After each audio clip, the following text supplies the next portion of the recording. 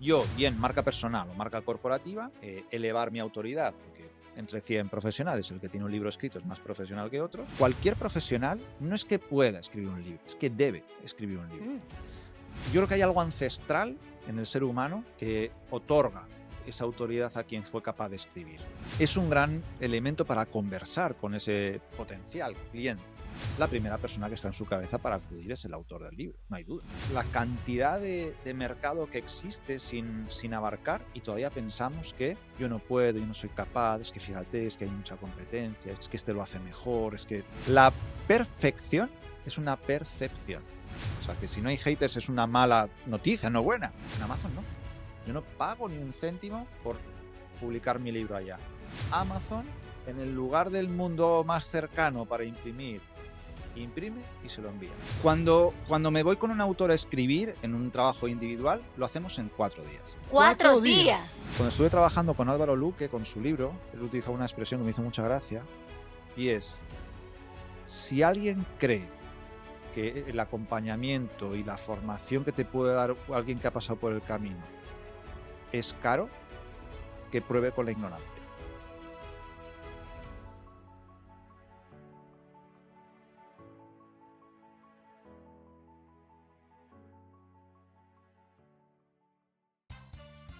Diego El Barbas, un consultor, mentor, escritor y conferencista extraordinario. Diego es especialista en posicionar a sus clientes como referentes en su industria, aumentando su autoridad, sus ventas y sus ingresos a través de un libro. ¿Sí? Diego te enseña a escribir tu propio libro. Y no solamente a escribirlo, sino también a convertirlo en bestseller. Diego tiene una carrera muy particular. Y tú, si nos estás escuchando y vienes de Venezuela, conocerás un colegio que se llama La Salle.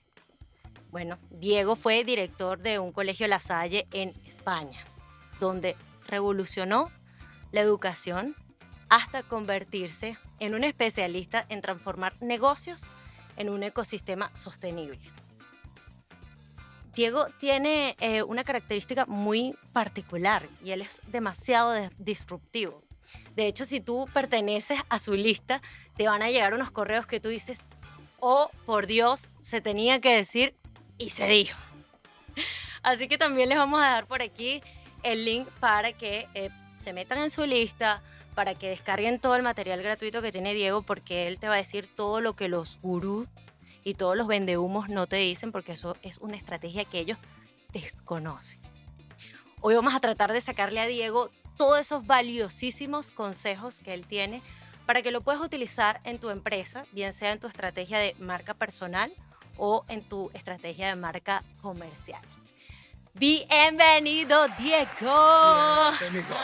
Madre mía, qué expectativa, me habéis colocado la expectativa tan alta que luego la gente que escuche dirá, pero bueno, pues es una persona normal. Para nada, No, sabemos que no eres normal, Que esté sabemos. escuchando esto, por favor, que tenga papel y lápiz, si no le va a tocar que ver y reproducirlo muchas veces. Diego, bienvenido. Qué orgullo y qué Muchas placer gracias. tenerte aquí. Finalmente fue posible.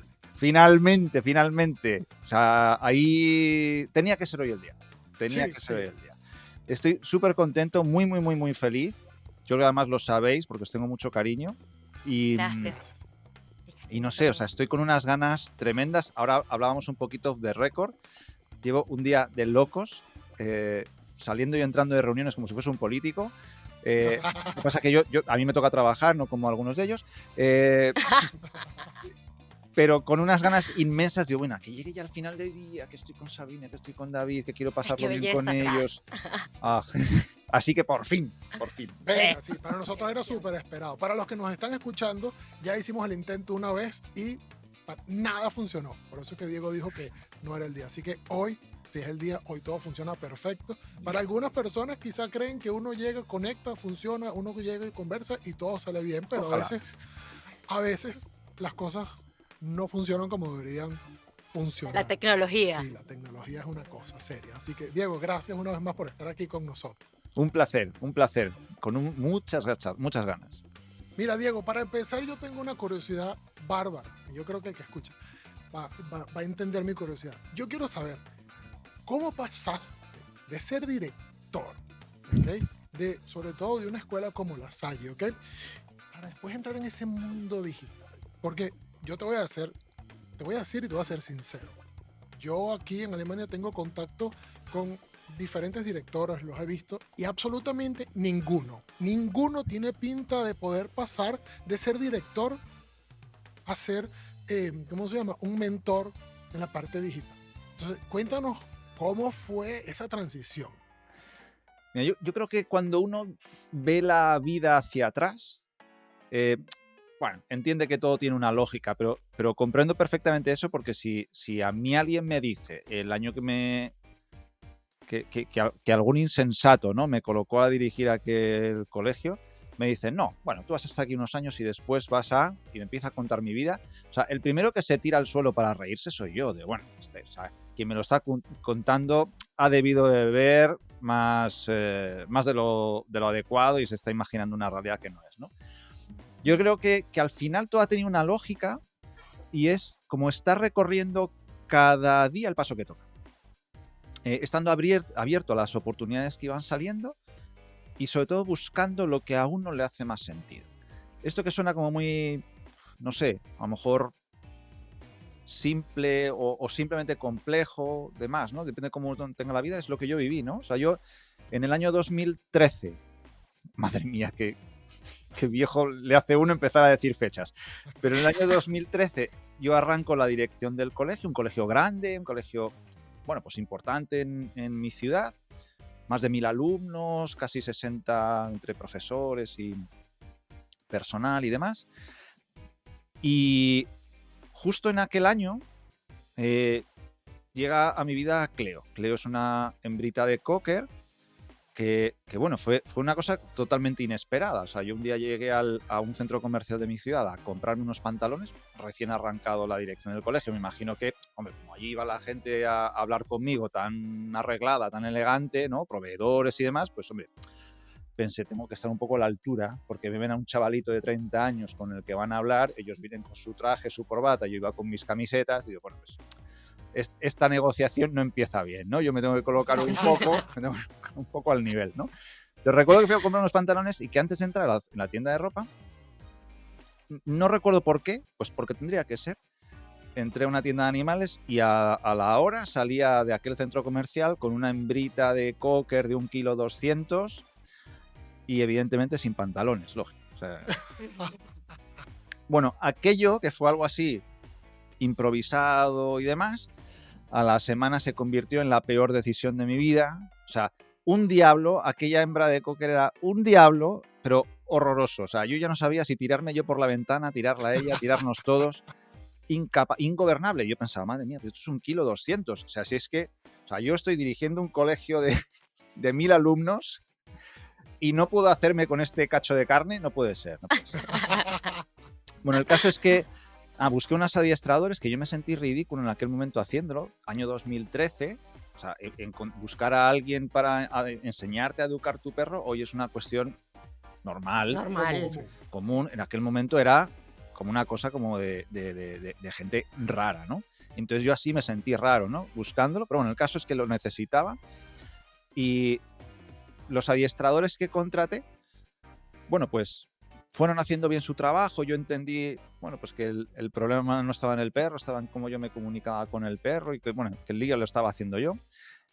Y, bueno, pues de aquella relación del adiestramiento surgió una relación de... Bueno, primero no fue amistad, fue más una relación cordial, luego se transformó en amistad y al poco tiempo se transformó en un... ¿Y por qué no? Esto que estáis haciendo vosotros de manera presencial, coño, ¿por qué no se puede hacer esto para otras personas a las que no podéis llegar en presencia, ¿no? Estas personas trabajaban en Madrid y en Valladolid, que era la ciudad donde yo vivía, y todas las personas que no podéis atender en presencial y que no viven ni en Madrid ni en Valladolid, pero que tienen el mismo problema que tengo yo. ¿Cómo es que no se podría llegar a ellos, ¿no? En el máster que yo hice para antes de dirigir el colegio, yo creo que a mí se me ancló un poco el tema del marketing digital, ¿no? En aquel momento claro, pues para hacer conocer en mi ciudad el colegio que tenía la responsabilidad de liderar, ¿no? Al final es un colegio que necesita también de cubrir sus plazas con los alumnos necesarios cada año, ¿no? Entonces, cada año hay necesidad bueno, pues de llenar todas las aulas, ¿no? Y yo entendí la necesidad de poner eso en valor, ¿no? Para que todos los potenciales alumnos que cada año había, entre comillas, ¿no? En el mercado de la ciudad, al menos considerasen nuestra opción y si fuera posible que fuese su primera opción, ¿no? Para que nuestras aulas O sea, que estuviesen... vivieran una experiencia. Claro, claro, y para que nuestras aulas estuviesen llenas, ¿no? Teniendo una buena experiencia. Entonces, yo creo que ahí se cuadraron un poco como esa intención, ¿no? De ya estar pensando en cómo atraer, ¿no? Con esta experiencia que yo estaba viviendo a nivel personal, y con ellos creé un primer negocio que era tal cual, es educación canina, ¿no? Ellos eran los que, bueno, pues ponían más la cara, ¿no? Los que sabían hacer eso que evidentemente yo no había sabido hacer, pero ellos lo sabían, y yo estaba un poco más en el back, ¿no? En la parte de la estrategia, de los embudos, bueno, pues de construir el negocio ahí por debajo, ¿no? Entonces, durante esto más o menos empezamos como a pensarlo en el año 2014, quizá en el 2000, ya no recuerdo bien fechas, pero en el 15 o así, es cuando empezamos bueno, pues a hacer las cosas ya, evidentemente, pues de una manera horrorosamente mala, hasta que en lugar de ser horrorosamente mala fue mala, luego casi buena, luego madre mía qué bien, excelente y superior, ¿no? Yo creo que como al final todos los negocios van aprendiendo con el paso del tiempo, con lo que estudian, con lo que implementan, con las ayudas también que buscan, ¿no? De especialistas que han pasado por aquel mismo proceso, ¿no? Entonces, ese fue como la construcción en aquel momento en paralelo, pero yo continuaba dirigiendo el colegio, mientras iba armando, iba creando este negocio. Que la gente luego dice, no, es que yo no tengo tiempo para desarrollar mi negocio. Yo lo creé siendo director de un colegio grande, importante. Es decir, los directores de colegio, yo lo sé muy bien porque he pasado por ese sitio, trabajan 35 horas al día. Porque al final son responsables de todo, de lo que son y de lo que no también, ¿no? Bueno, Sí. están ahí. Y a la vez, yo sí que pude desarrollar aquello, ¿no? El tema es que llega la pandemia. Un año antes había habido un cambio de normativa en la región donde estaba ese colegio, y yo ya había dejado de ser director, fui director durante 7 años, y en ese año de pandemia cambia la normativa, yo ya era profesor ordinario, daba mis clases en secundaria y en bachillerato a los alumnos más mayores del centro, los que ya están a punto de irse a la universidad y demás, adolescentes y jóvenes, de historia del arte, filosofía, estas cosas tan estupendas, ¿no? Y ese cambio de ley hace que con mi carrera no pudiese dar casi todas las asignaturas que daba y solo podía dar historia del arte. Entonces, ahí llega un momento, iba a decir de crisis personal, pero que no lo viví como crisis ninguna, porque vamos a ver, Diego, tienes dos alternativas. O vuelves a la universidad con tus, pues eso, casi 40 años, a estudiar. Más o menos hice cálculos de cuántas horas necesitaba tener para que me diesen las habilitaciones necesarias para poder impartir aquello, o vuelves a la universidad, y me salía más o menos como a un año, un curso y medio, más o menos. Curso y medio con mi cabeza de 40 años, que no es la de un chaval de 20, y además teniendo que estar dando clase temporalmente para poder cuadrar todo aquello, o te centras en tu negocio que ya está en un punto de liderazgo de su mercado y demás. Y, hombre, pues en aquel momento tuve la decisión muy fácil. Es, mira, el esfuerzo versus resultado para mí, ¿no? De hacer esto y de matar también la línea de emprendimiento, porque claro, sí que es cierto que yo tengo magia para sacar horas, ¿no? del día donde otros no las encuentran, pero entre la magia y el milagro también hay una distancia. Entonces aquello ya lo complicaba y dije, no tiene sentido. Creo que lo que está sucediendo es que la vida me está poniendo una decisión fácil, y es, mira, pues tu momento de la dirección del colegio, tu momento de la escuela pasó, es un aprendizaje que te llevas, y ahora toca dar un paso, dar un salto y toca avanzar, ¿no?, en los negocios digitales. También es cierto que ya, bueno, yo tenía un pequeño nombre, estaba trabajando ya no solo en mi propio negocio, también acompañaba a otros a hacer lo que nosotros habíamos conseguido.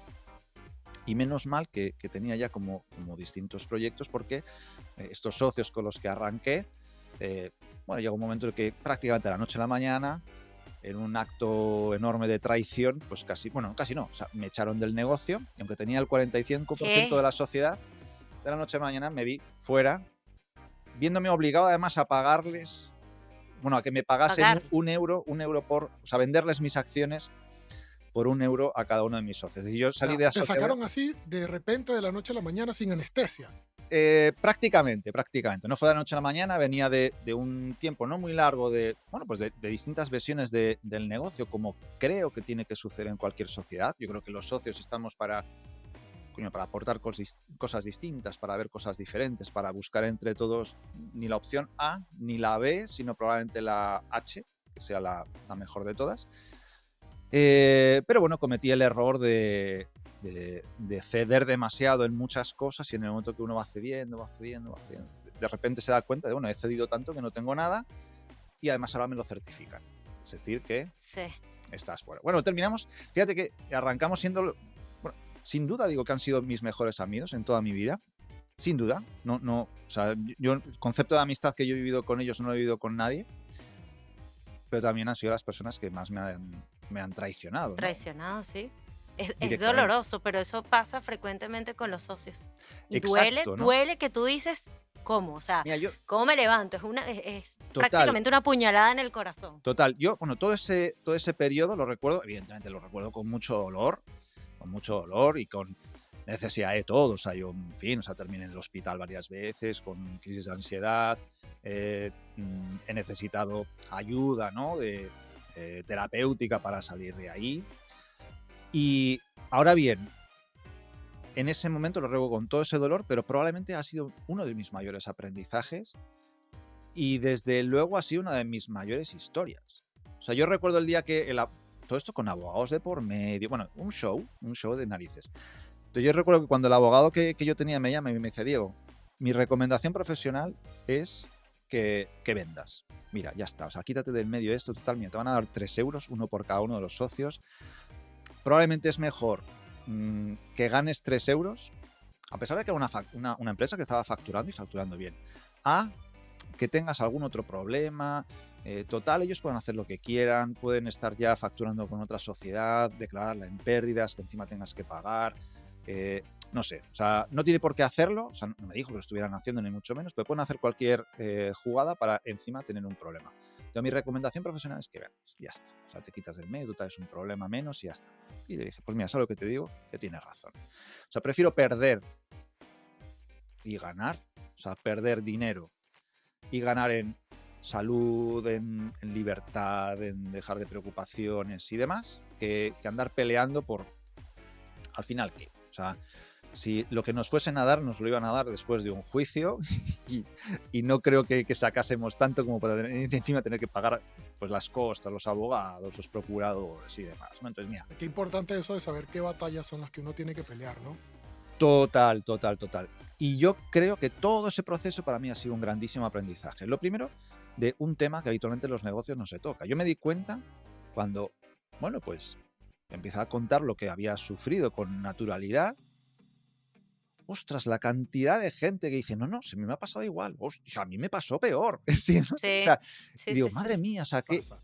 qué dolores vamos viviendo, ¿no? En el mundo del crecimiento, de los negocios, qué dolores vamos viviendo, que luego, como no se socializan, parece que uno los vive como el único ser en el universo que ha pasado por situaciones parecidas y que, Sí. yo creo que, todos no lo sé, pero un buen porcentaje de las personas que tenemos negocio, que hemos tenido negocio, que demás, que hemos tenido empresas, hemos tenido roces y a veces sangrientos y sanguinolientos con nuestros socios, ¿no? Sí. Sí. Sí, sí. Bueno, pues es algo que evidentemente uno tiene que aprender, y generalmente esto no se aprende en la escuela, ¿no? Se aprende en el campo de batalla. Entonces, bueno, yo aprendí mucho ahí. De hecho, todo el resto de sociedades que he ido creando después parten de un conocimiento previo, de, bueno, las cosas hay que hablarlas bien, hay que hacerlas bien desde el inicio. Ahora que nos llevamos muy bien todo es fantástico, pero preveamos qué pasa cuando nos llevemos mal. No sé, o sea, creo que eso da como un conocimiento del negocio mucho más asentado y mucho más realista y menos romántico, ¿no? O sea, que yo creo que al final también yo al menos romantizaba mucho y más creando un negocio con mis amigos, ¿no? Que puede ser algo similar a creando un negocio con pues pareja, familia, padres, hermanos. Creo que cuando hay relaciones personales o familiares, uno tiene que ser todavía más exhaustivo a la hora de, venga, perfecto, pero vamos a fijar bien los límites. ¿Por qué son estos? ¿Por qué no Totalmente. estos Sí. otros? Es como, pues, escribir el testamento antes de morir. Sí, Sí, perdón sí. que te interrumpa, hay gente que piensa todo lo contrario, ¿no? Que hemos escuchado y hemos visto que la gente piensa que es al revés. Justamente, bueno, como voy con una persona de mucha confianza, no hay límites. Yo creo que ahí justamente es donde más cuidado hay que tener porque el negocio y la relación que tú tengas aparte con esa persona, una cosa depende literalmente de la otra, ¿ok? Sí. Directamente, porque la gente dice, no, es mentira, tú tienes que separar. Y realmente siendo ser humano, francamente, es muy difícil separar eso. Sí, al menos yo no fui capaz. O sea, yo no sé si alguien lo puede ser, yo no fui. Y yo soy una persona generalmente racional, ponderado, sosegado, no soy ni extremadamente emocional, ni extremadamente bloque de hielo, pero yo no fui capaz de separar aquello, ¿no? Y de hecho, bueno, renuncias que hoy las pienso y digo, madre mía, sí. No creo que ya estuviesen preparando eso con algunas de las cosas que yo fuimos avanzando. También es cierto que no creo. De hecho, yo que tiendo a ser una persona empática, me pongo en su piel y probablemente yo creo que ahí todos hemos actuado con instinto de protección, no con instinto de querer hacer daño unos a otros.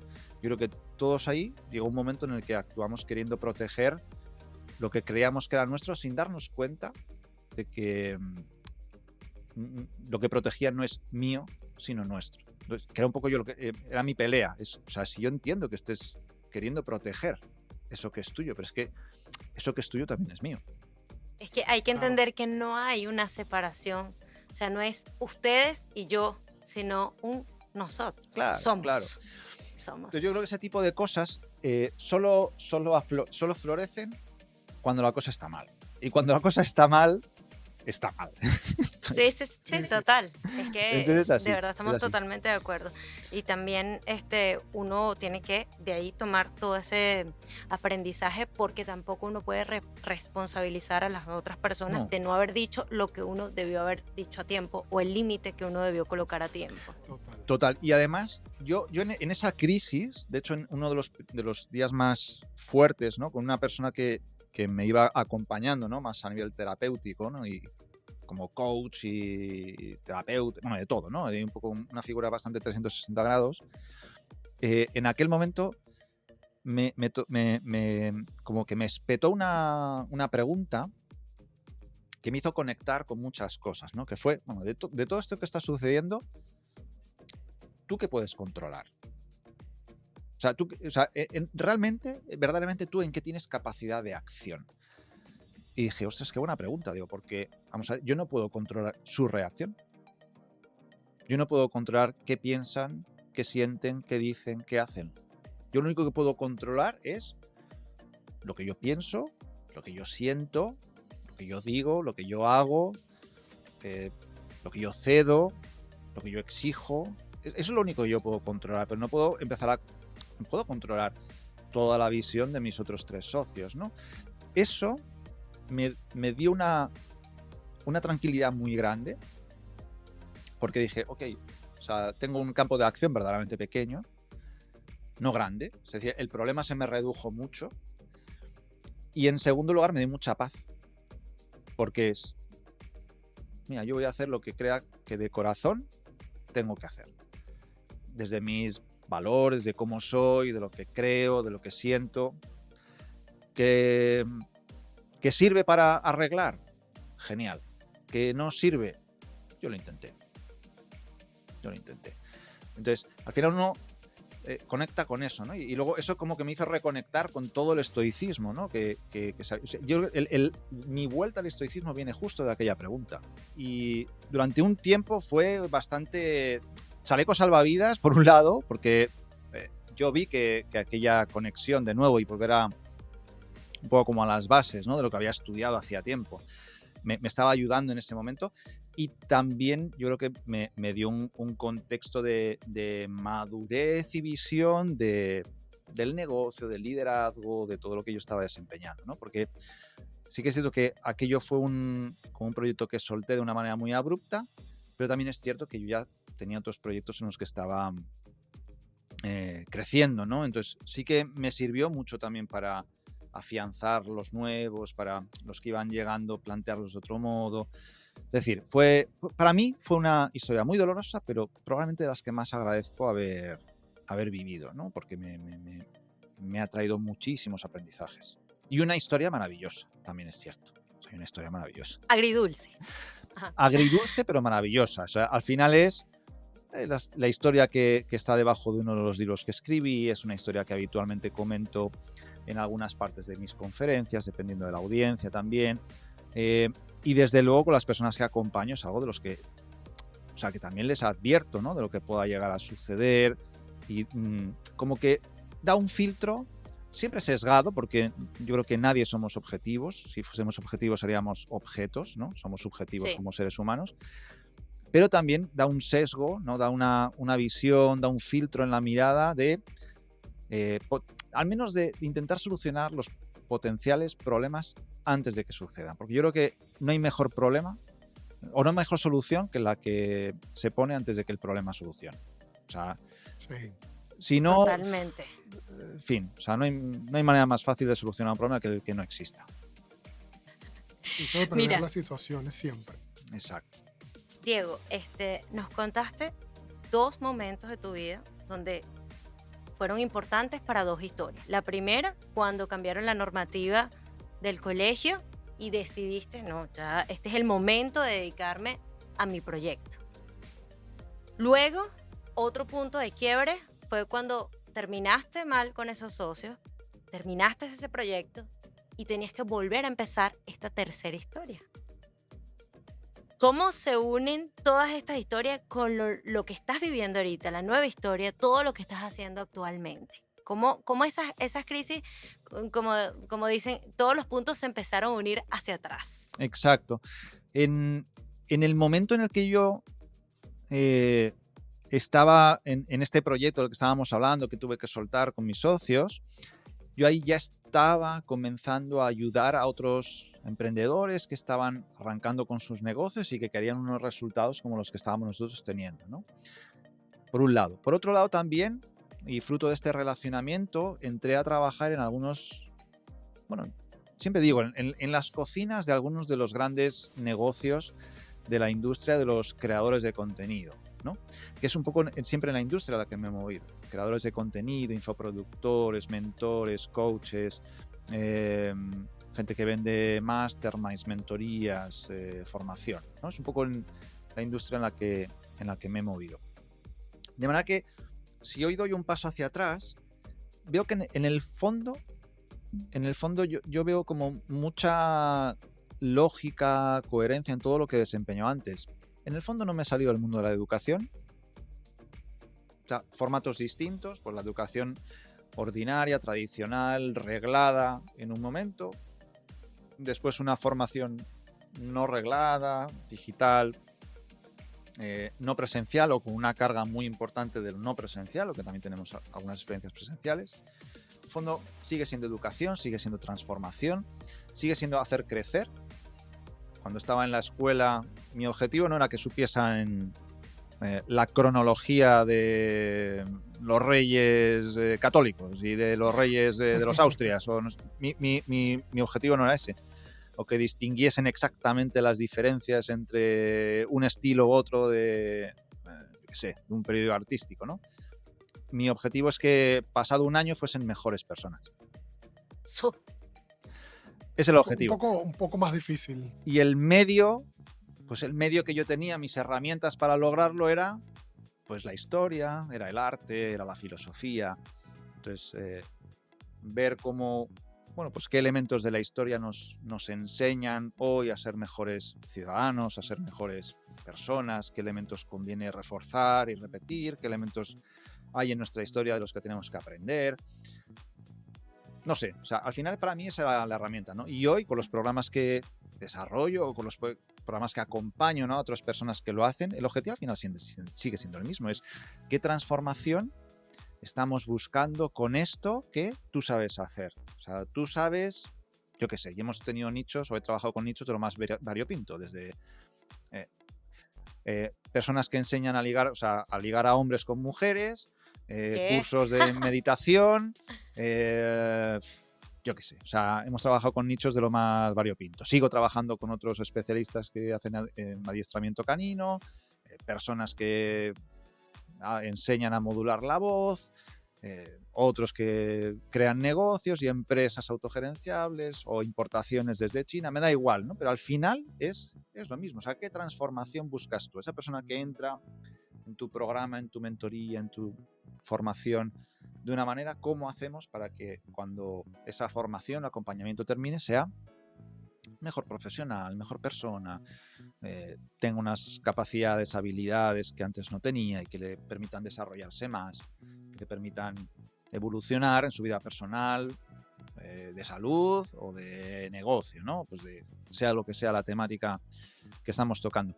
Así que en el fondo para mí han sido evidentemente cambios probablemente vistos desde fuera abruptos, y probablemente en aquel momento cada cambio lo fue, pero hoy miro hacia atrás y digo, tampoco ha habido tanto cambio. Al menos en las bases yo me sigo sintiendo una persona que busca cómo hacer mejor a la persona que tiene delante, con las herramientas que tiene, ¿no? En aquella época tenía unas, probablemente hoy tengo otras, ¿no? En aquel momento tenía a 30, 40 alumnos enfrente, o a 600 familias, ¿no?, con sus alumnos cuando era director, y hoy tengo pues a los especialistas con los que trabajo y que, bueno, pues gracias a Dios me permite también estar conectado con personas que están en todos los puntos del planeta, ¿no? Lo que también me vuelve la cabeza loca, ¿no? Y me enriquece de culturas, de conocimiento, de historias vividas, no sé, o sea, es también maravilloso, ¿no? Entonces, en el fondo, para mí lo vivo con bastante coherencia, o lo vivo desde unas claves muy, muy homogéneas, ¿no? Qué bueno. Me encanta esa parte que dices que lo vives con mucha coherencia, porque a veces la gente como que no se ocupa de vivirlo, sino es como de hacer de forma inconsciente o de una forma que no es muy coherente, y ahí es cuando viene la parte donde no lo disfrutan. Claro, y aquí, mira, David, yo que soy bastante... Estoy siendo demasiado polite, voy a meterme en el primer jardín, ¿vale? Adelante. Me encanta, me encanta. Meterme en el primer jardín. Porque veo muchas personas que buscando mejorar, buscando llevar adelante su emprendimiento, vosotros os dirigís mucho a gente que está en esa fase, ¿no? De mejorar en algún área dentro de su emprendimiento en general, ¿no? Yo veo muchas personas que están en ese momento y que creo que equivocan el orden de los factores. O sea, primero empiezan a hacer cosas raras y luego intentan mejorar. ¿Qué es lo que llamo yo cosas raras? Se levantan a las 5 de la mañana, se meten duchas frías, hacen el pino con las orejas, salen a no sé qué. O sea, empiezan a tener como esas rutinas que se ponen de moda, como las rutinas de las personas altamente efectivas, o las rutinas de los millonarios, no sé qué, o las rutinas, no sé qué. Y empezamos a tomar todas esas rutinas y a meterlas en una vida que no está optimizada. Entonces es como si yo quiero guardar agua y para guardar agua utilizo un colador. Entonces, creo que el orden de los factores en este caso sí que afecta al producto, ¿no? Entonces, cuando una persona quiere mejorar, probablemente primero tenga que tener algunas primeras cosas claras, ¿no? O sea, ir validando algunas primeras cosas, aunque sean absolutamente mejorables, pero ir haciendo que primero tengan sentido, que tengan resultado, que se esfuercen en eso, bueno, pues que tenga algo con cierto orden y con cierto rigor, Y luego ya puede hacer cosas frikis, ¿no? O cosas raras, ¿no? Que evidentemente maximizan la productividad, la energía y todo esto, ¿no? Hay muchas que tienen muchísimos estudios científicos y no soy yo quien para desmentirlas, pero creo que el orden sí que afecta. O sea, que primero hay que tener algo que después acelerar. No se puede acelerar sin haber dado determinados pasos, ¿no? O al menos yo lo viví así también. O sea, yo no me lancé al emprendimiento diciendo, venga, voy a ser emprendedor porque me siento emprendedor. Voy a dejarlo todo porque voy a quemar las naves para crear mi... Para mí, al menos en mi historia, todos los proyectos han ido solapando con el anterior.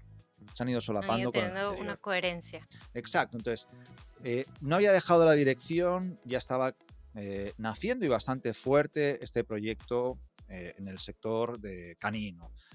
No había muerto el sector canino y había otros proyectos sobre la mesa en los que yo estaba ya en una parte más como estoy ahora, ¿no? Más de consultor o de mentor o de acompañar en la estrategia para crear las audiencias, para posicionar al experto, etcétera, ¿no? O sea, entonces, como que nunca he vivido esas grandes rupturas, aunque las ha habido, evidentemente, pero no he vivido como ese punto de o A o B, porque A y B son incompatibles en el tiempo, ¿no? Yo siempre lo he vivido como cierta compatibilidad y la vida me ha ido llevando con suavidad, con suavidad a veces con alguna bofetada, pero bueno, en general me ha ido llevando con sus sustos, con sus disgustos y también con sus alegrías por un fluir que, bueno, pues que me ha traído hasta aquí. Y lo único que sé, si miro hacia atrás, es que probablemente no ha habido un año igual a otro.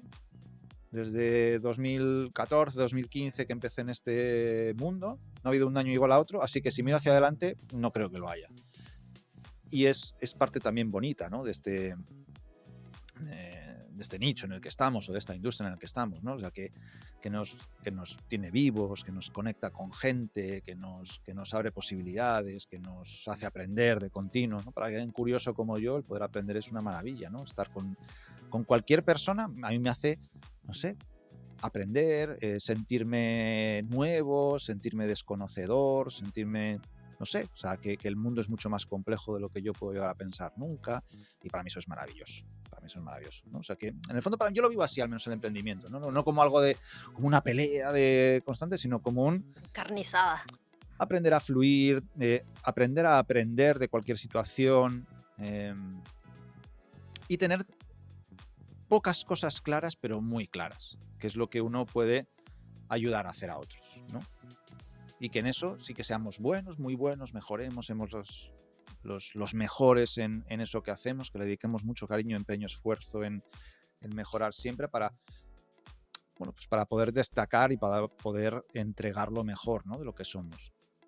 Totalmente, totalmente. Eso que mencionas en línea general, o sea, es tener la mentalidad correcta para poder ver, visualizar y aprovechar, sentir y vivir esas cosas Total. de la forma como se te han presentado. Porque si bien es cierto, muy seguramente pasa en la mayoría de las personas que esa transición de A a B, en este caso como te pasó, del colegio a la parte del emprendimiento canino, en la mayoría de los casos uno puede ver que cuando empiezas a prestarle atención a este emprendimiento B, llamémoslo así, empiezas a dejar un poco el A, empiezas a dejar de prestarle atención y por supuesto en esos casos el rendimiento disminuye. Tu Total. productividad disminuye y los resultados, por supuesto, también se ven afectados de manera negativa. Total. Yo ahí, mira, hace no tanto tiempo me entrevistaba una persona que cuando hablaba conmigo, no me había dado cuenta, luego le di la razón. Decía, mira, Diego, yo cuando una persona con la que había trabajado, le habíamos ayudado a montar un sistema de ventas que funcionó muy bien y que, bueno, pues estaban muy agradecidos, ¿no? Y me decía, yo cuando empecé a trabajar contigo vi una habilidad que tú tienes, me decía, ¿no? Y es que tienes como muy equilibradas las dos partes del cerebro, ¿no? Tenemos como un cerebro como más intuitivo, artístico, creativo, ¿no? Así de dibujar las cosas no previstas, y otra parte que es analítica, fría, calculadora, estadística, ¿no? O sea, tú lo tienes muy ponderadas. Generalmente las personas tendemos a tener más, somos más creativos o más analíticos, ¿no? Somos más artistas o más ingenieros, ¿no? Sí. Ahí te veo equilibrado, ¿no? Entonces, a mí siempre me ha pasado un poquito esto, ¿no? Entonces, cuando yo avanzaba, tenía que tomar decisiones, tenía que elegir, ¿no? Porque, bueno, elegir o asumir, ¿no? Que había cosas que habían terminado, que tenían que arrancar y demás. Siempre he vivido esa ponderación en los análisis, ¿no? Es decir, por un lado, siempre me he dejado guiar bastante por mi intuición, pero mi intuición también estaba medida. Es decir, Importante. Sí. mi intuición también tenía números, tenía análisis, tenía data. Tenía data, ¿no? No simplemente es, ay, sí, yo creo que por aquí y vamos, ¿no? Con los ojos cerrados. No, yo sí que me he visto siempre como, bueno, vamos a ver, vamos a dormirlo, vamos a pensar. Y yo creo que eso también es parte del éxito de los negocios, ¿no? O sea, que creo que tienen que tener brillo, tienen que tener creatividad, tienen que tener intuición, tienen que ser emocionales, vibrantes. O sea, creo que ahí está parte de lo que algunos lo llaman propósito, lo llaman, bueno, no sé, de mil maneras. Ikigai. Exacto, ¿no? Hay mil formas de referirse a esto, pero en el fondo tienen alma, tienen pasión, tienen fuerza, tienen vibración, pero tienen que tener números. Tienen que tener Bien. análisis, Total. tienen que ser sostenibles. Y si uno es muy emocional y poco analítico, o es muy analítico y poco racional, ahí sí que tiene que rodearse de personas que le hagan el buen contrapeso. Porque si no es un negocio que es difícil. O es muy analítico, muy duro, por lo tanto probablemente no sea tan emocionante vivir ahí. Y me voy a levantar un día y lo último que me apetece es ponerme a trabajar. Que a lo mejor es muy rentable, pero no me apetece, porque no vibro con eso. O estoy emocionado de la vida y muerto de hambre porque aquello no da. Total. Entonces, ahí yo creo que esa ponderación, que yo lo he vivido de manera natural, yo tengo esa suerte, no es que yo sea mejor ni peor, pues mira, pues he venido al mundo con ese equilibrio, que para las cosas buenas es fantástico, para las malas también, puedo decir, o sea que esto tiene su cara B, pero a la hora de evolucionar o de montar los proyectos siempre me he sentido en ese equilibrio, ¿no? O lo he buscado, o lo he generado, o lo he creado, ¿no? Entonces eso me ha facilitado el que no haya vivido pues, con mucho trauma, salvo algunos momentos puntuales, evidentemente, todos tenemos nuestras heridas, pero no he vivido con mucho trauma todos estos cambios o todas estas evoluciones, ¿no? Okay. Ahorita que hablas de eso, del equilibrio y de las habilidades, me surge una pregunta muy importante, que yo creo que cualquier persona que le ha pasado, pero quizás así, tú sabes, esa idea corriendo por la cabeza de escribir un libro, es, yo podré realmente hacer un libro. O sea, bajo tu criterio, hay que tener unas ciertas habilidades para escribir un libro. Cualquier persona puede hacerlo. ¿O tengo que ser un gran conferencista para escribir un libro? Claro, yo Sabrina, creo que es una pregunta estupenda, ¿no? Yo no podría dar ni el sí ni el no. O sea, yo no sé si realmente cualquier persona sería capaz de hacerlo o es que solo los tocados por la mano de Dios son capaces de escribir. No, yo creo que, sobre todo, al menos entendiendo el libro como yo lo entiendo, porque al menos yo entiendo el libro hoy desde un ángulo concreto.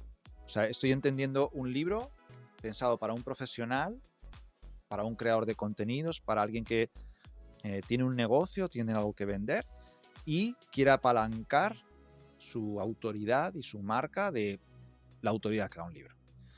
Y que además ese libro sea en sí mismo un embudo de ventas. ¿De acuerdo? O sea, es como un libro que es multifuncional. O sea, es un libro estratégico. Claro. Total.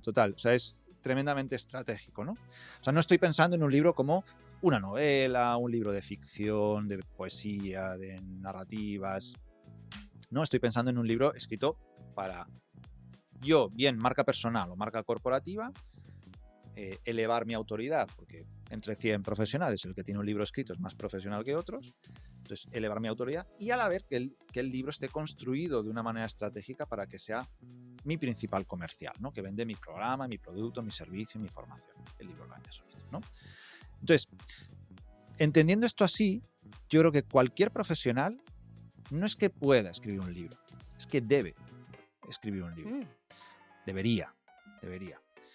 Precisamente por esto, ¿no? Yo creo que Si nos vamos hoy a 100 profesionales, me da igual, 100 abogados, 100 fisioterapeutas, 100 especialistas en finanzas, 100 infoproductores del mismo rubro, ¿no? Del mismo nicho.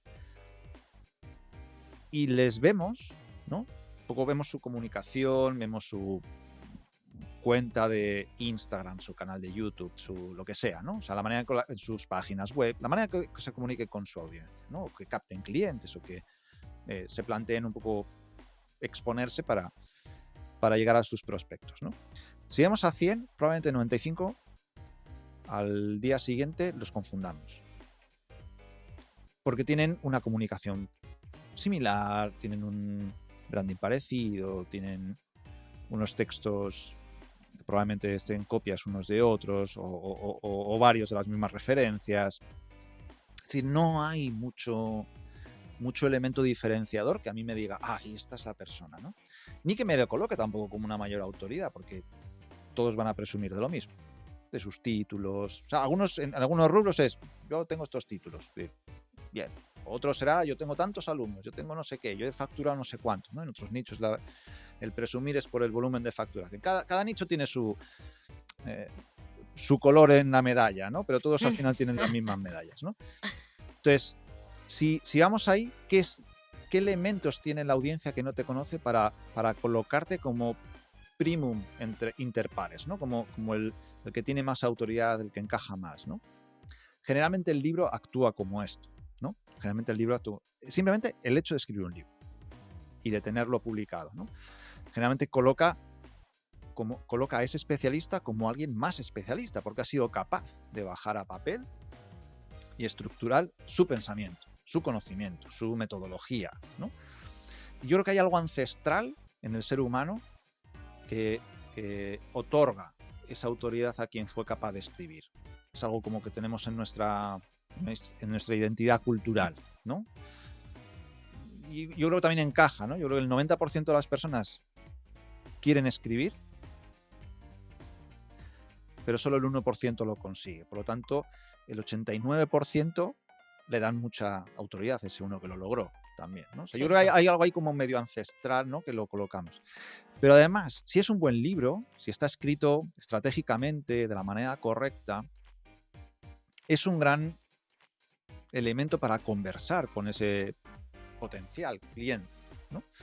Y mostrarle, lo primero, que verdaderamente eres una autoridad, que no eres un vendehumos, que no eres alguien que dice saber lo que no sabe o que dice poder hacer lo que no puede.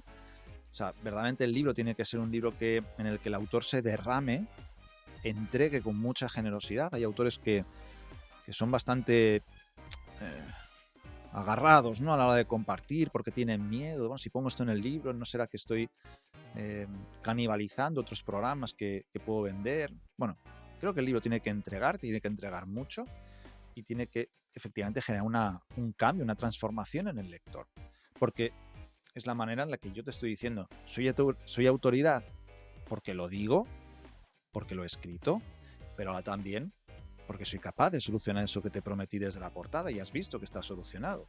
Por lo tanto, que no lo digo de palabra, que estás viendo que lo estoy haciendo. O sea, que si tú has hecho esto y esto, como te he dicho que lo hagas y en el modo tal cual te he pedido que lo hagas, el resultado es este y no hay duda, no cabe ninguna duda, ¿no? Entonces, eso al lector le empieza a ordenar la cabeza y le sube tanto el estándar de calidad que efectivamente en el momento que necesite una ayuda más profunda, más personal, más extensa o de un tema accesorio, la primera persona que está en su cabeza para acudir es el autor del libro, no hay duda. Claro. No hay. Claro. No hay, ¿no? Entonces, ese es un elemento. Por lo tanto, respondiendo a la pregunta, ¿cualquier persona puede escribir un libro? Yo creo que cualquier persona que está en esta industria, que emprende, que tiene una marca personal o una marca corporativa, que enseña algo, que vende algo, que tal, yo creo que debería incluir dentro de su ecosistema de ventas un libro. Para mí el libro no es la única estrategia.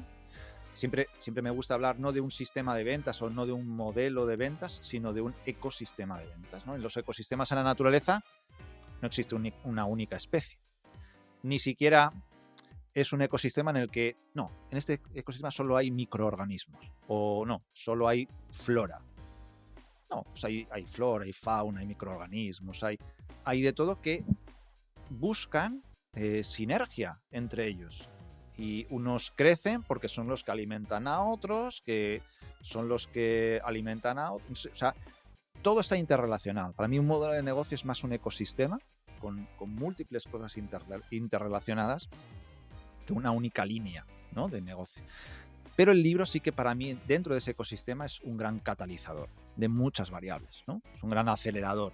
Dispara la autoridad, atrae a una audiencia muy interesante, los lectores son una audiencia fantástica, ya están buscando solucionar un problema, pues van a buscar con libro, ¿no?, solucionarlo, por lo tanto están en un punto de nivel de conciencia muy alto, muy próximo a una venta superior, y además lo hacen queriendo pagar con dinero, porque van a comprar un libro, no están buscando coleccionar recursos gratuitos por ahí, sino buscan comprar y pagar un libro con dinero, pero también con tiempo.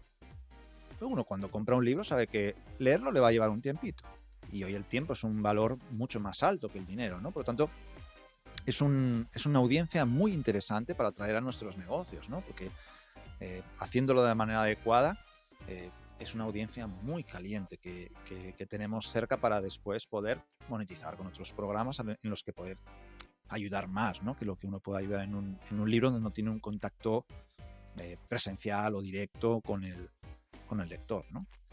Entonces, por ahí, a menos así entiendo yo los libros, ¿no? ¿Y cuáles son los bloqueos que más consigues en las personas? Sí, porque es una persona que va a escribir el libro por primera vez, una persona que nunca ha escrito un libro, me imagino que debe venir con una cantidad de bloqueos y que hay que, ¿cómo se llama?, que hay que derribar, ¿no? Sí, en el fondo, yo creo que son los mismos bloqueos que tiene cuando alguien comienza un emprendimiento. Para mí el primero y más absurdo, pero es el más fuerte, es no tengo nada que contar. Que también es común cuando alguien empieza un emprendimiento y dice, es que yo no sé hacer nada. Digo, Sí. ¿pero cómo? Pero en serio no sabes hacer nada. Digo, pero ¿Por entonces, qué te ríes? Diego, porque muchas veces hemos pasado por ahí, o Sí. quizás hay gente que es mejor que yo en tal aspecto. Sí. Y quizás todas las miradas se van a venir sobre lo que yo estoy hablando, por ejemplo, podría ser. totalmente, pero fíjate, yo creo que ahí hay un montón de creencias. Hay un montón de creencias que nos hemos impuesto, a veces que nos vienen desde la escuela, a veces que nos vienen desde la familia, desde los primeros años, que nos actúan como si estuviésemos atado a la cintura, si tuviésemos una piedra de 1 tonelada. Bueno, 1 tonelada no nos dejaría andar, pero de 50 kilos. Que bueno, a lo mejor podemos andar, pero qué cansado es.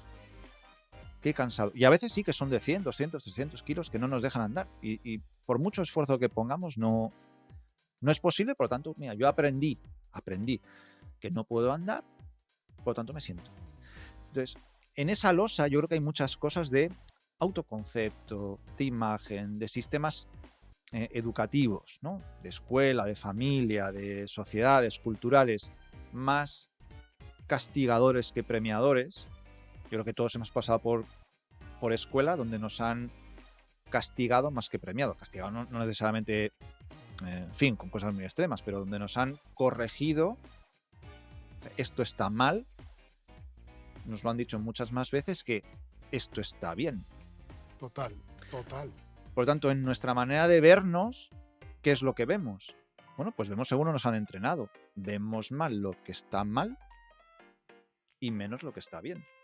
Entonces, en el fondo para mí, y me da lo mismo, ¿no? O sea, acompaño a personas para escribir sus libros, también acompaño a personas en sus negocios para crearlos o escalarlos, y el problema siempre, o uno de los problemas muy habituales es yo no tengo qué. Y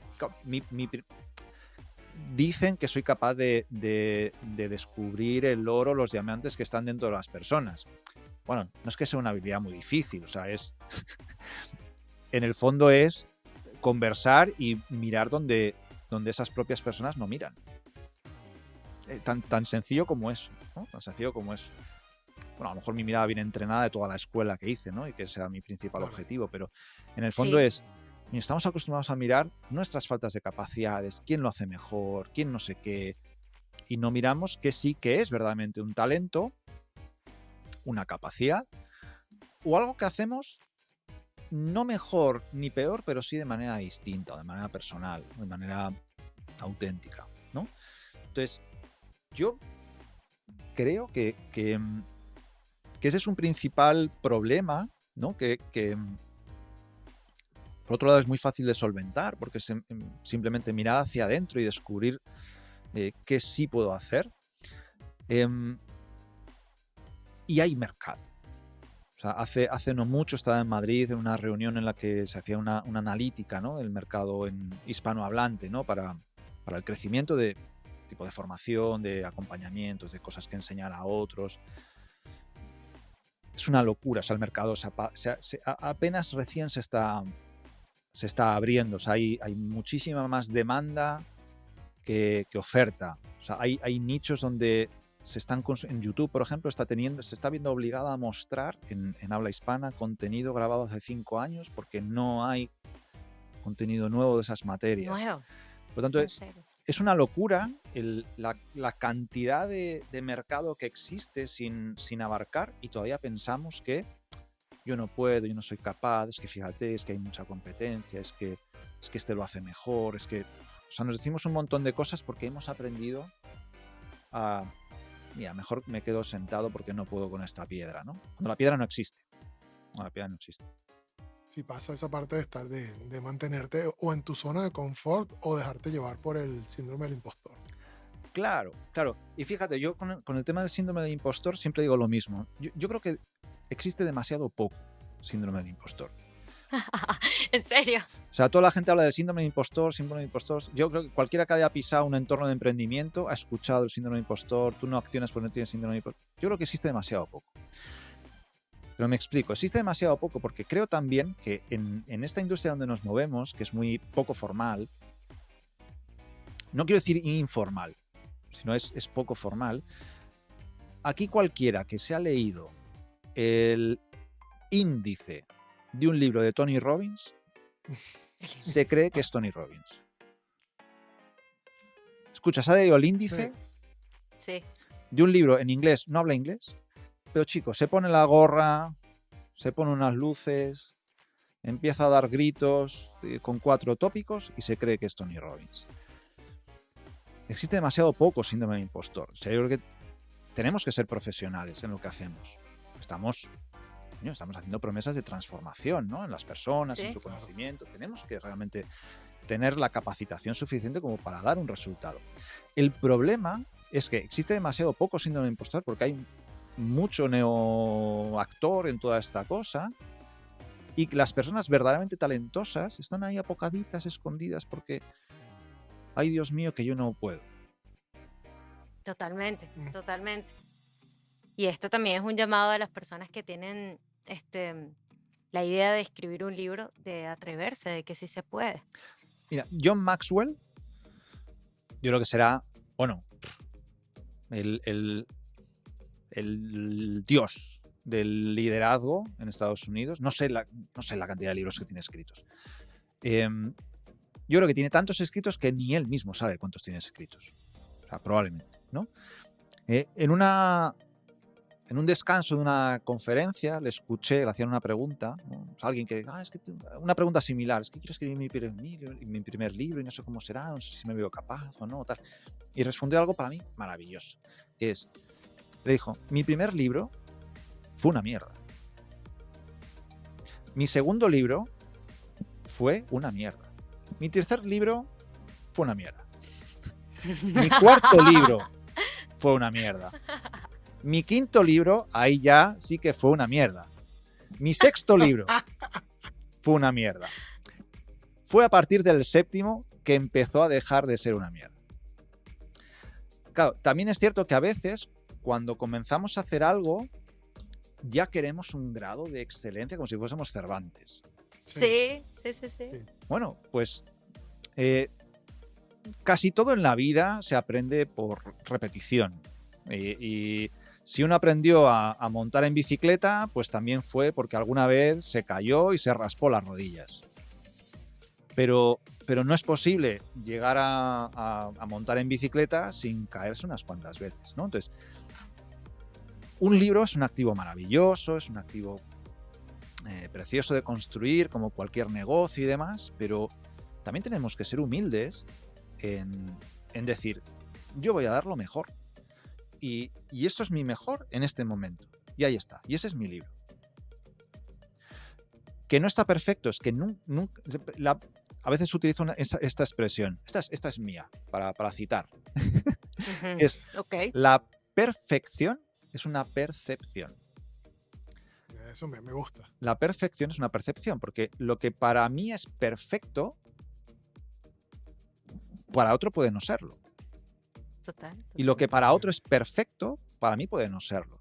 Porque todos tenemos, no sé, o sea, damos importancia a unas cosas y se las restamos a otras, pero es por nuestra manera de verlo. Entonces, para mí ese libro perfecto que quiero sacar y que me anula mi cabeza el poderlo evolucionar porque no me siento capaz de llegar a esa percepción o nivel de excelencia que yo me exijo, para otro a lo mejor no es así.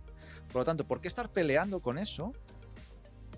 Y mientras que que estén sucediendo dos cosas. O sea, mientras yo estoy peleándome por sacar mi libro perfecto o por tener mi negocio perfecto o mi proyecto perfecto, uno, no estoy ayudando a las personas que me necesitarían, por lo tanto estoy siendo muy egoísta, porque por mantener mi ego no estoy ayudando a quien me necesita en este momento. Y dos, estoy dejando a mi competencia que entre en eso que yo podría hacer. O sea, estoy perdiendo un grandísimo coste de oportunidad. Cuando yo estaba en el sector canino, armamos un productito en el que, bueno, estaba más enfocado hacia los profesionales, adiestradores, gentes que tenían hoteles caninos o guarderías, veterinarios, paseadores, peluqueros caninos y demás, ¿no?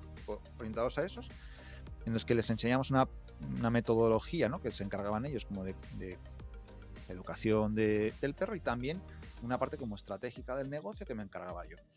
Recuerdo que en aquel momento hubo una persona que se llama Rubén que me contactó. Rubén vivía en Bogotá y sigue viviendo en Bogotá, en Colombia, y tenía una peluquería canina.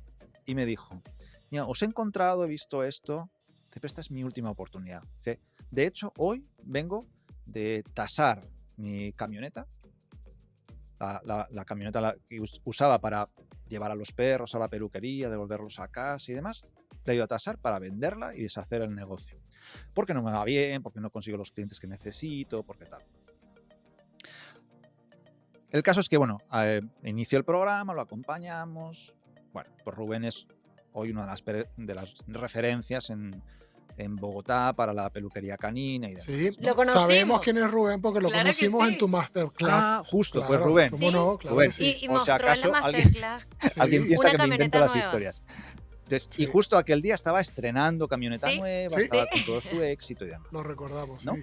Entonces, yo siempre pienso en Rubén porque ¿qué hubiese pasado si nosotros, porque ese producto no fuese perfecto, porque no hay nada perfecto, no lo hubiésemos sacado al mercado?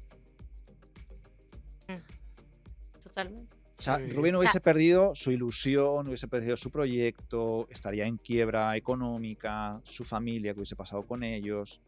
Es decir, yo pienso en estas cosas y me emociono, porque al final son vidas reales. O sea, hablamos a veces de negocios y pensamos que la audiencia, las personas a las que ayudamos son números de seguidores. No, es que hay personas reales detrás, con vidas que tienen un problema que nosotros ayudamos a solucionar. Entonces, o sea, qué egoísta es seguirnos quedando en no, es que mi cosa no está perfecta.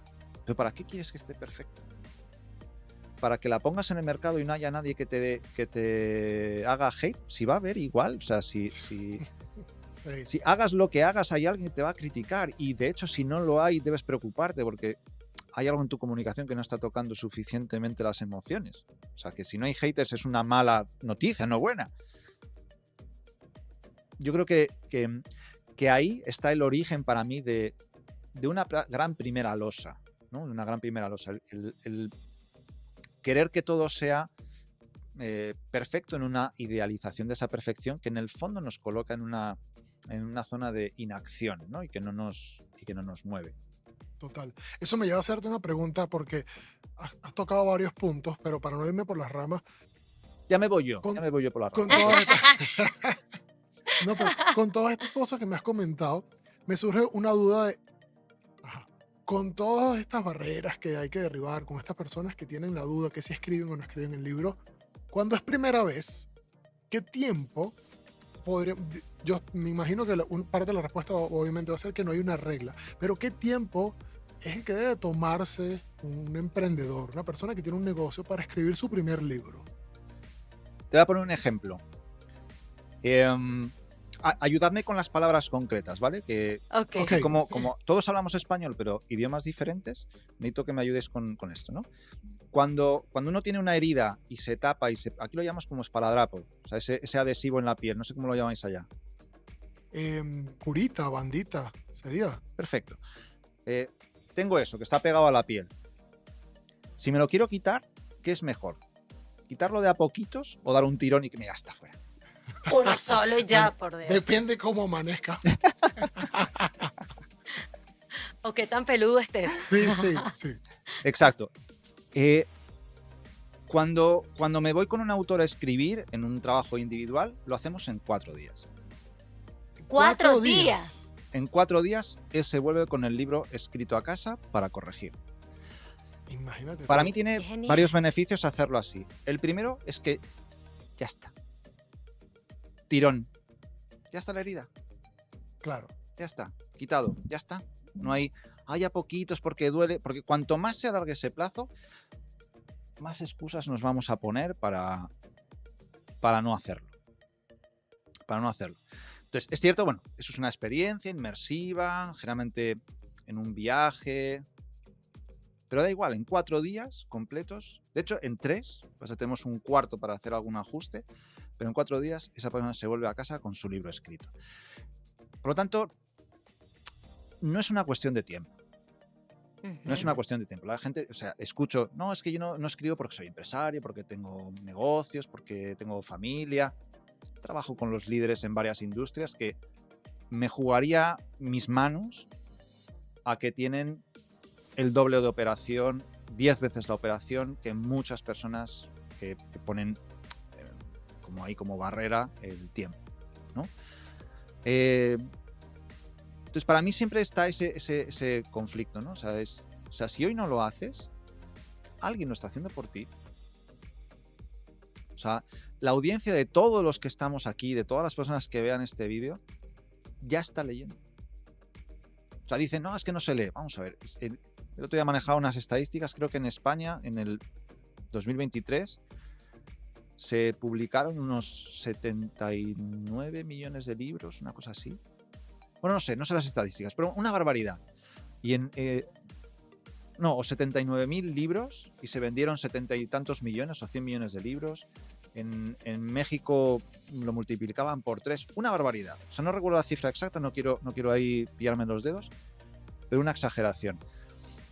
La gente lee y está leyendo. O sea, y si busca o sea, si siente que tiene un problema y quiere crecer y quiere evolucionar, sabe que uno de los primeros sitios donde va a acudir es a un libro, ¿no? Si tú estás dentro de esos, ya estás en la mente de esa persona y construido ese libro de manera correcta, puede que termine siendo ese cliente tan interesante, ¿no? Que estás buscando. Claro. Entonces yo ahí por ahí lo veo, ¿no? O sea, yo creo que el tiempo, que si es una cuestión que no sé cómo estructurar, que no sé qué contar, que no sé... En el fondo yo creo que son excusas que cuando uno empieza a trabajar, empiezan a caer, porque es que no sé qué contar. No sé qué contar, para nosotros es una herramienta que diseñé, se llama Book Content Map, que en 1 hora máximo tienes todo el contenido del libro mapeado. Y ya un contenido estratégicamente ordenado, ¿no? Para ver, bueno, pues el capítulo 1 va a apuntar hacia aquí, porque esta parte es importante, tocarla en el lector ahora que lo comienza, o la parte central del libro la vamos a dedicar a esto, ¿no? Entonces, en 1 hora uno tiene el contenido del libro mapeado. Es decir, no sé qué contar. Bueno, pues en 1 hora lo tienes resuelto. No existe como tal ese motivo, ¿no? El tiempo. Decían, es que el libro lo puedes tener escrito en 4 días. Hace 1 año publiqué un libro en el que con inteligencia artificial el libro estaba escrito en 1 hora. Imagínate tú. En 1 hora. Bueno, quiero decir que aún así no sabes por dónde arrancarlo, que tienes problemas, que no tienes tiempo. Coño, la inteligencia artificial puede ser un gran disparador para que al menos te dé un primer empujón, luego tú ya puedas cuadrarlo y demás, ¿no? Hay un montón de maneras de hacerlo realidad y de ver ese activo, ¿no?, tan poderoso de marketing para el negocio publicado en poco tiempo. En total, nosotros con algunos clientes que están entrando, en total, desde la primera idea, o sea, la primera reunión hasta que el libro está ya a la venta como bestseller después de haber hecho todo el lanzamiento, estamos hablando de un mes y medio, con toda la parte de edición, maquetación, diseños, en fin, Es rápido. trabajo en el back, ¿no?, para posicionarlo bien en Amazon. Hay una parte como de trabajo más técnico que no depende del autor, pero el autor en pocas sesiones se ha ventilado el libro, ¿no? Lo que es el no saber, porque cuando te hice esa pregunta yo me imaginé que me ibas a decir un tiempo considerablemente mucho más largo. Claro, pero es como si a mí me preguntas, oye, o sea, yo te tuviese que preguntar, ¿no? O sea, a la hora de grabar un podcast, ¿no?, como lo hacéis vosotros, con la calidad con el que lo hacéis, para mí eso es como construir una catedral. Pero en el fondo yo creo que todo en la vida es fácil si se sabe cómo hacerlo. Sí. Si sabe cómo Y hacerlo. aquí es Sí. la importancia de contratar a un experto para ahorrarte ese tiempo, porque si Siempre. lo intentas hacer por tu cuenta, vas a tardar 1 año, quizás Siempre. Mira, eso le 2 años. pasó a Cristian. Con Cristian acabamos de publicar hace 2 o 3 semanas su libro. Le estuve acompañando, para mí fue una experiencia maravillosa, le estuve acompañando en la presentación del libro y ahí en esa presentación lo hicimos bestseller. Y para mí fue una experiencia maravillosa porque yo estaba en Portugal, yo vivo en Portugal y aquello era en Honduras, fue a mis 2 de la mañana.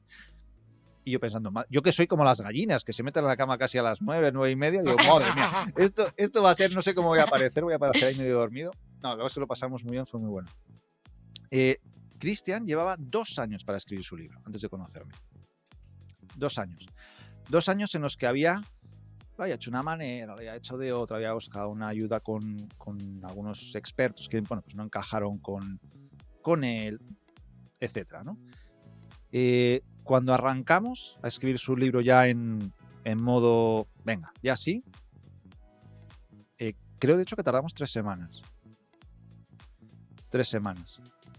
O sea, con él fue una primera parte como de cranear, distribuir bien el contenido, entrevistarlo para que todo hiciese sentido, que nos duró 1 semana.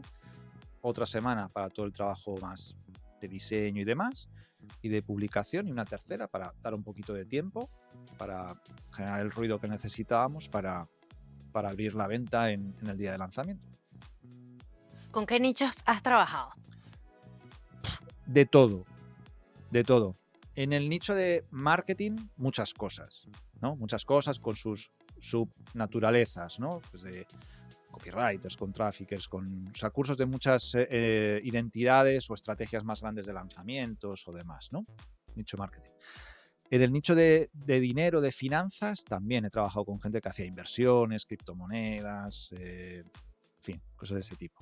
E-commerce también he trabajado en algún proyecto o sea, no yo teniendo un e-commerce, sino de enseñar a crear un e-commerce y llevarlo. Próximamente estará trabajando en el nicho del podcasting. Podcasting no he tocado. ¿Ah, viste? Siempre es Todavía. la primera vez. Me quitaste la palabra de la boca. Todavía. ¿Qué más? Tema de relaciones personales, ahí tema de ligar, o sea, de relaciones sentimentales, tanto de hombres con mujeres como de mujeres con hombres, he tocado los 2 campos. Temas de espiritualidad, múltiples, de crecimiento personal también, no sé, o sea, muchos, terapia, feminismo, hemos tocado también temas de ese rubro, es decir, Importaciones. Sí. Empresas también, los de gerenciar empresas, del management, no sé, hemos tocado mucho tema muy diverso que para mí es riquísimo porque, claro, pues me da una visión mucho más rica, porque yo al final cuando trabajo con un experto, al final aprendo porque es inevitable no hacerlo, ¿no? Entonces, uno de los últimos libros con los que estábamos trabajando, que ya está en fase de cocinas, ¿no? Que era uno sobre salud, nutrición, ejercicio, mentalidad para la mujer. Entonces, para mí es también un aprendizaje maravilloso, ¿no? De maneras de comprenderlo para la mujer, diferencias que pueda haber entre lo que yo creía, toda la psicología y emoción que hay detrás. Bueno, pues no sé, es una manera maravillosa también de empatizar, de conocer, de profundizar. Otro libro sobre neuropublicidad, también súper interesante, ¿no? Que me abre la cabeza también a nuevas realidades. Es decir, al final, cada proyecto, sea de libros, sea de personas con las que hacemos lanzamientos o webinars o lo que sea, ¿no? Que también podemos acompañar. Para mí da igual, son elementos donde, claro, yo para trabajar bien con un especialista necesito entender también su nicho, ¿no? No soy un experto en eso, evidentemente, porque no es mi papel, pero sí intentar comprender sobre todo para descubrir esos diamantes, ¿no? Que tiene guardados ahí que no está viendo, ¿no? Claro. Y hay justamente una cosa que te quería atajar de lo que estabas hablando del libro con Christian, ¿no? Que tiene que ver, qué importante es, ¿ok? Saber elegir al mentor, a la persona que te va a guiar a llevar a cumplir tu sueño. Porque fíjate, Christian estuvo durante 2 años haciendo el intento de escribir el libro. Y en 3 semanas contigo logró su cometido, ¿no? Total. Cosa que en 2 años no lo logró. Entonces Total. ahí es donde a veces ¿qué es lo que le decimos a la gente? Que la importancia de escoger bien a la guía, a tu guía, a ese mentor, que es el que pueda ayudarte a hacer, a lograr, ¿ok? Eso que tanto has querido. Total, yo creo que ahí, a la hora de elegir siempre a alguien que te acompañe en un proceso, hay como 2 miedos, ¿no? O sea, el primero es un miedo de si es el momento más adecuado, si tengo el tiempo suficiente para aprovechar esta oportunidad, que esta persona ahora me tome, me acompañe, me guíe, ¿no? O sea, hay una cuestión ahí como de tiempos, pero yo siempre pienso en lo que antes hablábamos, ¿no? O sea, si no es ahora, para mí pasan esas 2 cosas. A mí me duelen las 2, ¿no? Una, que hay personas que me están necesitando que no me van a encontrar, porque no se lo estoy poniendo fácil. Y otra, que estoy perdiendo la oportunidad de estar monetizando eso para que mi negocio vaya creciendo, ¿no? Y además que haya otro actor de mi competencia que esté capitalizando esa audiencia a la que yo ya podría estar yendo y que esté posicionándose antes que yo y que esté creciendo antes que yo y que, esté perdiendo una oportunidad. Mientras yo estoy aquí dándole vueltas a mi cabeza pensando será ahora mi momento, ¿no? Entonces será ahora el momento en el que sí que diga, venga, me dejo acompañar, me pongo en tus manos como especialista, venga, ¿por dónde le arrancamos? ¿Qué hacemos? ¿No? Yo creo que hay un primer momento de eso no es mi momento, ¿no? Y luego hay un tema, evidentemente, de inversión. Claro, yo si voy a contratar a un mentor, sé que tiene un precio. Pero ahí cuando estuve trabajando con Álvaro Luque, con su libro, él utilizó una expresión que me hizo mucha gracia, y es, si alguien cree que el acompañamiento y la formación que te puede dar alguien que ha pasado por el camino es caro, que pruebe con la ignorancia. Uf. Eso hay que marcarlo. Que pruebe con la ignorancia, ¿no? Es total. Esa frase no es mía, esa se la atribuís a Álvaro. Yo también, oye, al César lo que es el César. Pero, gracias, Álvaro. Pero, claro, a mí me hizo pensar mucho porque, claro, luego cuando terminamos de presentar su libro, yo me fui a Bucaramanga, me fui a Colombia a presentar el libro con él, y el día siguiente no, porque esto fue diciembre, era la fiesta de final del año con su empresa, que la verdad es que nos invitó y bueno, se lo agradezco mucho, fue un día muy bonito, pero justo el día después, que nosotros ya nos volvíamos para España, allí, después de desayunar, que quedamos para despedirnos, tomar algo y bueno, pues tener una conversación, ahí mismo él estaba ya cerrando ventas del programa que se estaba vendiendo en el libro. Entonces yo empecé a hacer cálculos y dije, te he cobrado demasiado poco. O sea, si en 24 horas, o sea, habíamos presentado el libro digital hacía 3 semanas, 2 semanas. El libro en papel, la presentación oficial ya abierta del libro, 24, 48 horas antes. Digo, si en este tiempo has monetizado mucho más de lo que yo te he cobrado. Entonces, en el fondo, la inversión es más que rentable. Claro. Y esa iba a ser mi próxima pregunta, si la inversión se recuperaba pronto. Claro, o sea, vamos a ver, o sea, nunca, y quien dé garantías de este tipo, lo único que nos tiene que hacer es tener la claridad de que tenemos que huir. O sea, nunca se puede garantizar nada, porque todo, al final la realidad es una realidad ecosistémica, ¿no? Donde tienen que intervenir muchos elementos. Pero hasta ahora, o sea, el libro que sacamos, hablando sobre libros, ¿no? El libro que sacamos, tengo la suerte, también porque elijo bien los proyectos, ¿no? De 100% bestseller en 24 horas. Y en un mes, las personas están empezando a tener ventas de lo que el libro vende, ¿no? Y si están en un volumen normal de audiencia, la inversión está más que pagada generalmente. Y no entramos a valorar el intangible de ese activo. Es decir, las puertas que abre un libro, los medios de comunicación que te permiten, bueno, tener una puerta mucho más asequible, porque ya no vas a hablar de tu movida, vas a hablar de tu libro, que es algo que en los medios de comunicación gusta mucho más. La autoridad, los que son conferencistas o demás, ¿no? De tener el libro en la puerta, las ventas que genera eso. No sé, o sea, al final hay una atracción que en un libro no se puede medir en facturación, que hace que lo exponencial que da un libro sea muy alto, ¿no? Entonces, yo creo que al final, pero da igual que sea un libro en este caso, ¿no? O da igual que sea un mentor que voy a contratar para armar mi negocio o para mejorar una parte concreta de mi negocio, ¿no? Yo creo que al final esto se mide en tiempo. Yo creo que la inversión en un mentor se mide en aceleración.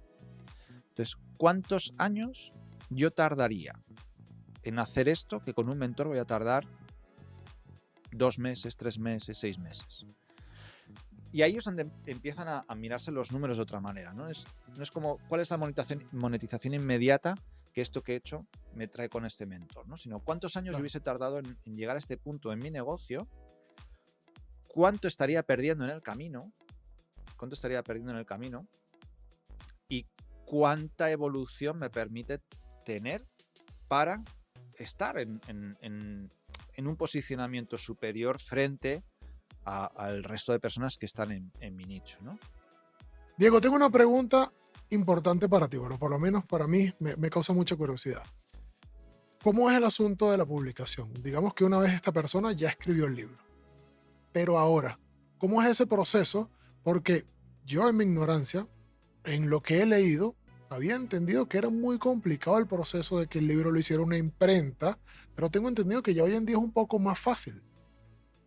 Claro, y es una pregunta muy buena porque generalmente en esta parte había un bollo bastante impresionante, ¿no? Hasta ahora, generalmente las personas cuando pensaban en publicar un libro también piensan en una editorial que se lo publique, ¿no? Entonces, eso requiere también otro proceso. O sea, el ser interesante para una editorial, pues también requiere un tiempo, enviar el manuscrito, que tengan a bien leerlo, que lo aprueben. Y eso, bueno, en el caso de que haya suerte y que a la editorial le encaje el título que hemos presentado, puede pasar un año, a lo mejor, hasta que se empiece a trabajar, ¿no? Entonces es mucho tiempo.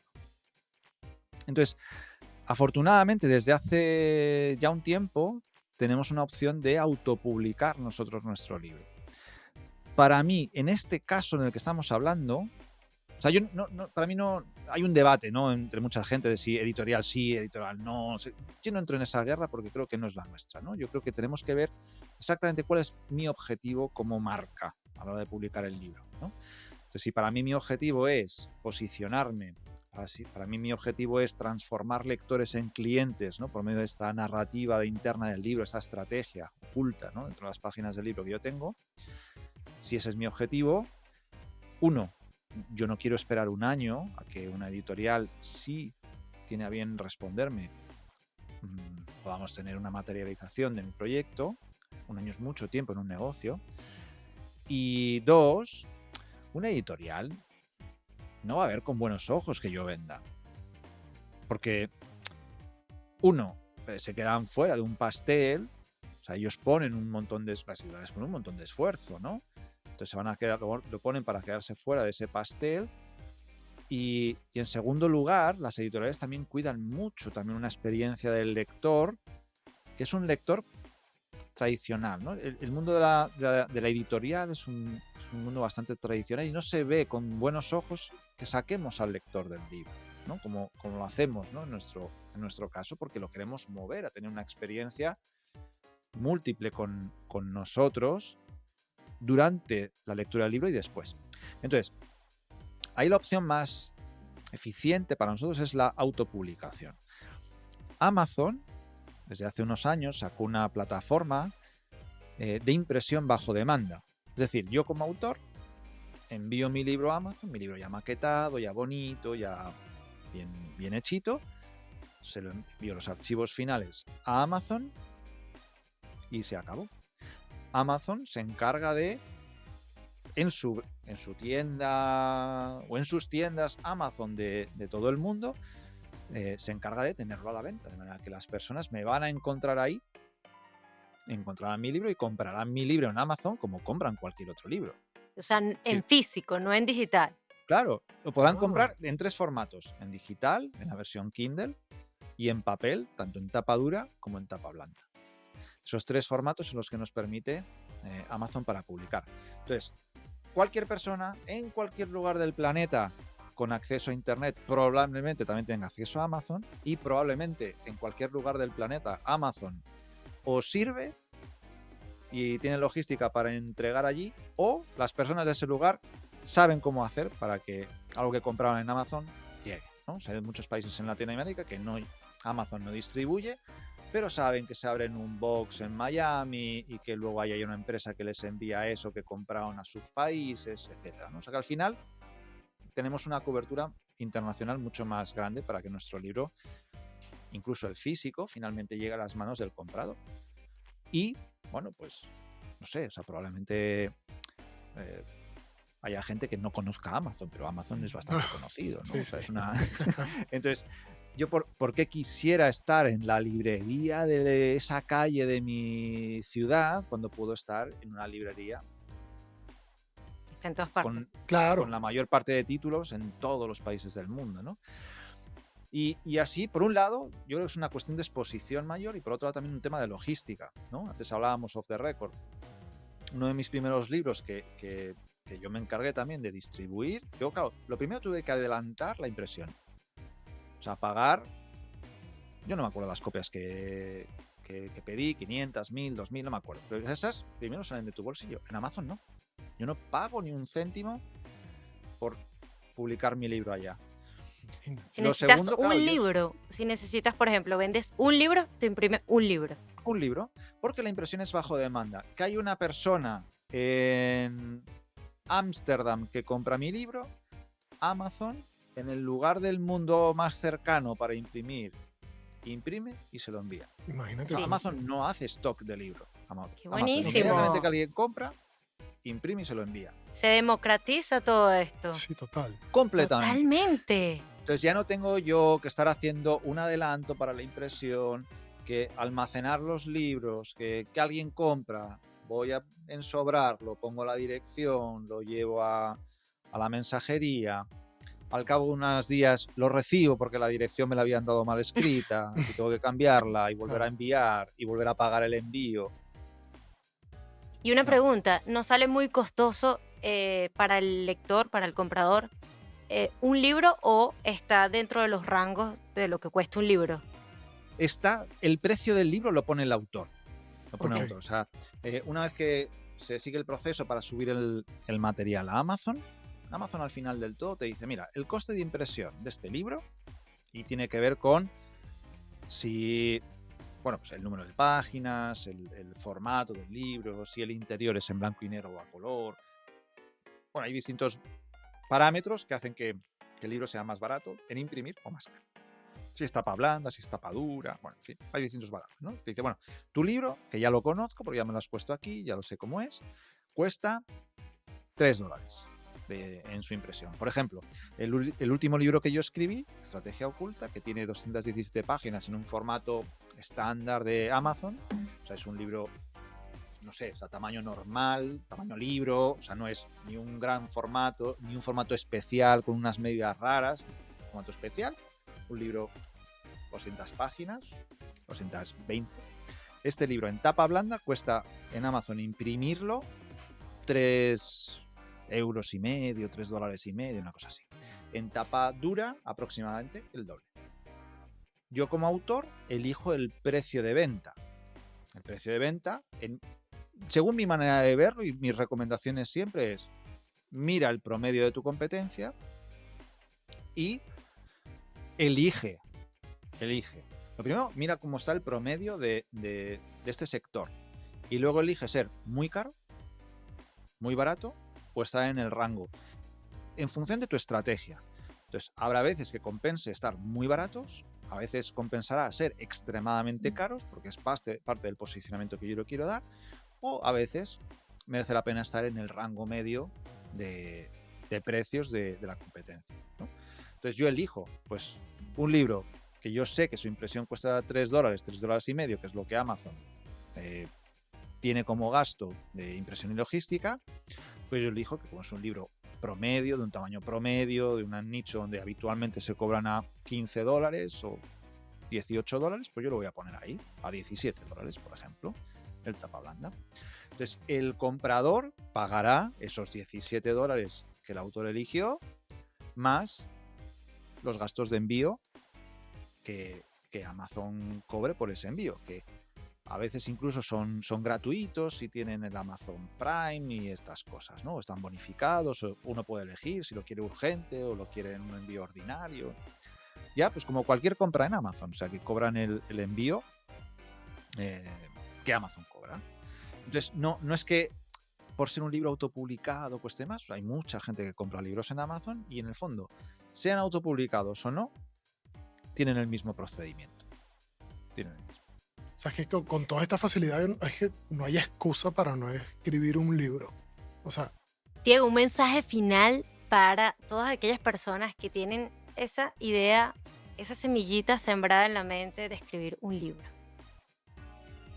Yo creo que no hay mejor manera de que la semilla se convierta en fruto que regar y cuidar el terreno.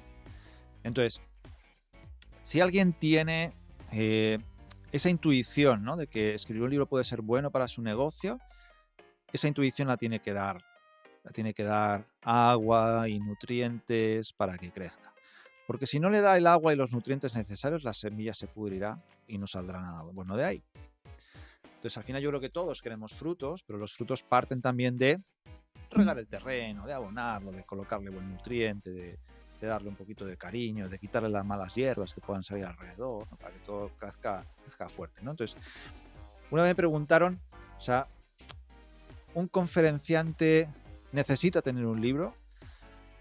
Me preguntaban en un nicho de speakers, ¿no? Yo decía, probablemente no lo necesita, pero uno es más conferenciante cuando tiene un libro, ¿no? O sea, es como, a veces yo creo que somos más profesionales porque hemos sido capaces de demostrar que tenemos una síntesis personal, que somos capaces de colocar en una reflexión para que otros avancen, ¿no?